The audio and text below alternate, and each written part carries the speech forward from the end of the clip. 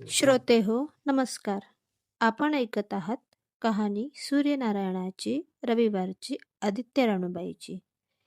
केवळ ही कथा श्रवण केल्याने सर्व पातके नाहीशी होतात. इष्ट फळप्राप्ती होते आणि सर्व अनिष्ट दूर होते. चला तर या दिव्य कथेला सुरुवात करूया. पण तत्पूर्वी चॅनलवर नवीन असाल तर सबस्क्राईब करायला विसरू नका. आणि ही कथा जास्तीत जास्त शेअर सुद्धा अवश्य करा. आदित्य राणूबाई तुमची कहाणी ऐकावी. आटपाट नगरात एक ब्राह्मण राहत होता. तो रोज समिधा, फुलं, दुर्वा आणावयास रानात जात असे. तिथं नागकन्या, देवकन्या वसा बसत होत्या. ब्राह्मणाने त्यांना विचारले, कसला वसा बसता तो मला सांगा. यावर नागकन्या व देवकन्या म्हणाल्या, तुला रे वसा कशाला हवा? उतशील, मातशील, घेतला वसा टाकून देशील. यावर ब्राह्मण म्हणाला, उतणार नाही, मातणार नाही, घेतला वसा टाकणार नाही.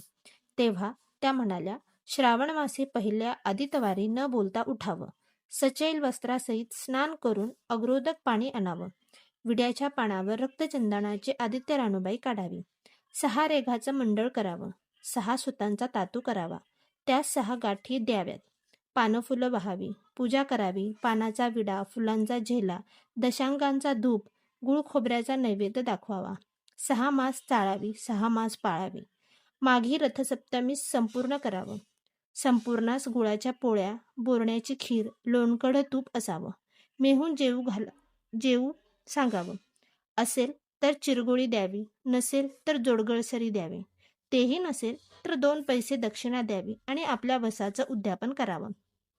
असा वसा ब्राह्मणाने केला. त्याला सूर्यनारायण प्रसन्न झाला. भाग्यलक्ष्मी आली. तेव्हा राजाच्या राणीने ब्राह्मणास बोलावलं. ब्राह्मण खूप घाबरला, थरथर कापू लागला.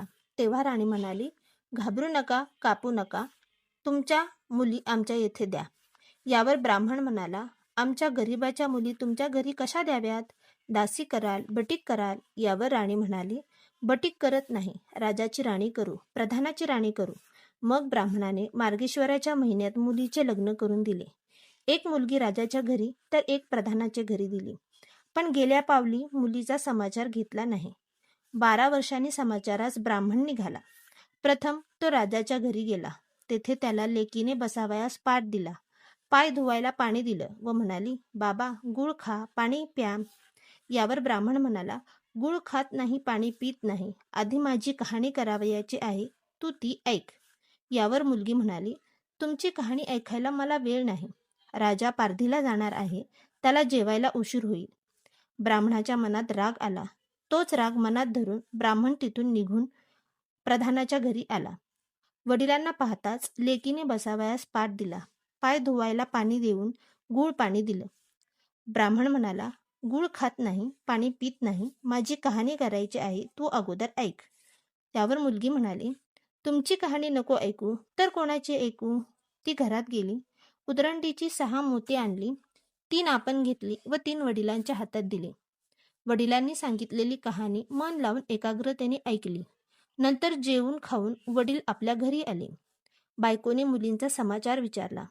जिनं कहाणी ऐकली नाही ती गरीब आणि दुःखी कष्टी झाली, आणि जिनं कहाणी ऐकली ती मोठ्या सुखात आहे. इकडे जी गरीब झाली होती तिने आपल्या मुलाला श्रीमंत मावशीकडून काही दिलं तर घेऊन येण्यास सांगितले. पहिल्या आदित्यवारी पहिला मुलगा उठला, तळ्याच्या पाळी जाऊन उभा राहिला. तेथे प्रधानाच्या दासी होत्या. मुलगा दासीस म्हणाला, प्रधानाच्या राणीला जाऊन सांगा की तुमच्या बहिणीचा मुलगा आला आहे. राणीने दासींना विचारले, कसा आला आहे, काय आला आहे? दासी म्हणाली, फटकं नेसला आहे, तुटकं पांघरला आहे आणि तळ्याच्या पाळीला उभा राहिला आहे. त्याला परसदारानं घेऊन या, असे राणीने सांगितले. दासी त्याला परसदारानं घेऊन आल्या. नाहू माखू घातलं, पितांबर नेसायला दिलं, जेवू खाऊ घातलं, कोहळा पोखरून होनमोहर भरल्या व सांभाळून घरी नेण्यास सांगितलं. वाटेत जात असताना सूर्यनारायण माळ्याच्या रूपानं आला व हातातल्या कोहळा काढून नेल्या. घरी जाताच आईने विचारलं, मावशीनं काय दिलं? यावर मुलगानं म्हणाला, देवाने दिलं पण कर्मानं नेलं. कर्माचं फळ पुढं उभं राहिलं. मावशीनं दिलं पण ते सर्व गेलं. दुसऱ्या आदितवारी दुसरा मुलगा गेला प्रधानाच्या घरी. प्रधानाच्या राणीनं त्याला घरी नेलं, नाहू माखू घातलं. नेसायला पितांबर दिलं, जेऊ खाऊ घातलं, काठी पोकरून होन मोहरांना भरून दिली व न विसरता सांभाळून घरी नेण्यास सांगितले. वाटेत सूर्यनारायण गुराख्याच्या रूपानं आला व काठी काढून घेतली. घरी गेला, घडलेली गोष्ट राणीला सांगितली. देवानं दिलं पण कर्मानं नेलं. तिसऱ्या आदित्यवारी तिसरा मुलगा गेला, तळ्याच्या पाळी उभा राहिला. त्यालाही पहिल्यासारखंच प्रधानाच्या घरी नेऊन त्याचा योग्य आदर सत्कार केला व नारळ पोखरून होन मोहरांनी भरून दिला व सांभाळून घरी नेण्यास सांगितलं. घरी जाताना विहिरीच्या काठी नारळ ठेवून पाणी प्यायला विहिरीत उतरला. तोच नारळ गडगडत विहिरीत पडला. घरी जाऊन आईला म्हणाला, आई ग, मावशीनं दिलं पण दैवानं ते सर्व बुडालं. चौथ्या आदित्यवारी चौथा मुलगा गेला, तळ्याच्या पाळी उभा राहिला. त्यालाही पहिल्यासारखंच राणीनं घरी नेलं. त्याचा योग्य आदर सत्कार केला. त्याला दह्याची शिदोरी होना मोहरा घालून बरोबर दिली. सूर्यनारायण घारीच्या रूपानं आला व शिदोरी घेऊन गेला. घरी येऊन आईला सांगितलं, आई, मावशीनं दिलं पण दैवानं ते सर्व नेलं. पाचव्या आदित्यवारी आपण उठले, तळ्याच्या काठी उभी राहिली. दासीने तिचा निरोप तिच्या बहिणीला सांगितला. बहिणीनं तिलाही परसदारानं घरी नेलं, नावमाकू घातलं, साडीचोळी नेसायला दिली. प्रधानाची राणी आदित्यवारीची कहाणी करू लागली. काय वसा करतेस ते मला सांग. बहीण म्हणाली, वडिलांची कहाणी ऐकली नाहीस तू म्हणून तुला दारिद्र्य आलं. राजाच्या राणीने यावर उपाय विचारला. तेव्हा तिनं वसा सांगितला. ती बहिणीच्या घरी राहिली. श्रावणात सांगितल्याप्रमाणे सूर्यनारायणाची पूजा केली. इकडे राजाला भाग्य आलं. राजाने छत्रचाम्र घेऊन बोलावणं केलं. राजा येताच ती घरी जायला निघाली. एकमेकींनी बहिणी बहिणींना आहेर केले. वाटेने निघाली. पहिल्या मजलेत स्वयंपाक केला. राजाला वाढलं, मुलांना वाढलं, आपण पान वाढून घेतलं. तोच कहाणीची आठवण झाली. हाकार केला, डांगोरा पिटला. कोणी उपाशी आहे का शोधण्यास सांगितले. कोणी उपाशी नव्हते. वाटेने एक मोळीविका चालला होता. त्याला कहाणी ऐकायला बोलावलं. तो मोळी म्हणाला, तुझ्या बाईची कहाणी ऐकून मला काय फळ, माझं पोट भरलं पाहिजे. असं म्हणून तो राणीकडे आला. राणीने 6 मोती घेतली. 3 त्याला दिली व 3 आपल्या हातात ठेवली व मनोभावे कहाणी सांगितली. त्याने मोठ्या भक्तीने ऐकली. त्याची मोळी सोन्याची झाली. तो म्हणाला, कहाणी ऐकल्याचं एवढं फळ, मग वसा घेतल्याचं किती मोठं फळ मिळेल. काय वसा आहे तो मला सांग. राणीनं उतणार नाही मातणार नाही याची कबुली करून घेतली व वसा सांगितला. दुसऱ्या मजलीस राणीनं स्वयंपाक केला. मुलांना, राजाला वाढलं. आपलं पान वाढून घेताच कहाणीची आठवण झाली. हाकारा करून कोणी उपाशी नाही ना याचा शोध घेतला. माळ्याच्या विहिरीला पाणी लागत नव्हतं, त्याचा मळा पिकत नव्हता. असा एक माळी चिंता करीत बसला होता. त्याला कहाणी ऐकण्यास बोलावलं. तो आला. राणीनं 6 मोते घेऊन 3 आपण घेतली, 3 माळ्याला दिली. राणीनं मनोभावे कहाणी सांगितली. त्याने चित्तभावे ऐकली. मळा पिकू लागला. विहिरीला पाणी आलं. तो म्हणाला, कहाणी ऐकल्यावर एवढं फळ, मग वसा घेतल्याचं काय फळ. काय वसा असेल तो मला सांगा. मग राणीने त्याला वसा सांगितला.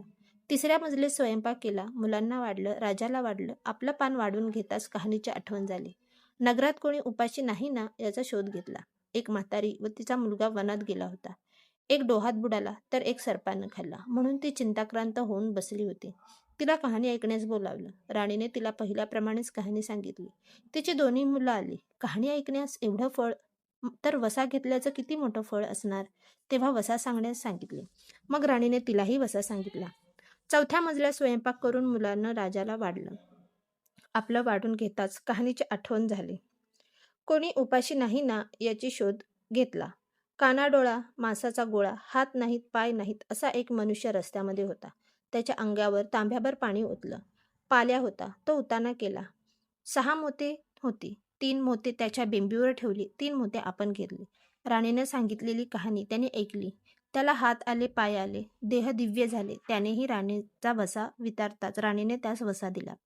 5व्या मुक्कामास घरी स्वयंपाक केला. सूर्यनारायण जेवायला आले. 7 दरवाजे उघडले. लोहगंगाळ पाणी तापवलं. षड्रस पक्वान्न जेवायला केले. सूर्यनारायण भोजनास बसले. त्यांना पहिल्या घासाला केस लागला. ते रागावले. राजाच्या राणीला 12 वर्ष दरिद्र आलं होतं. तिने आदित्यवारी वळचणी खाली बसून केस विंचरले. काळं चवाळं डोईचा केस वळचणीची काडी डाव्या खांद्यावरून टाकून दे. राजाच्या राणीला सूर्यनारायणाचा कोप झाला. तसा कोणाला होऊ नये. ब्राह्मणाला, मोळी विक्याला, राजाच्या राणीला, माळ्याला, म्हातारीला, कानाडोळा, मांसाचा गोळा, सर्वांना सूर्यनारायण जसा प्रसन्न झाला तसा तुम्हा आम्हा हो. ही साठा उत्तराची कहाणी 5 उत्तरी सुफळ संपूर्ण.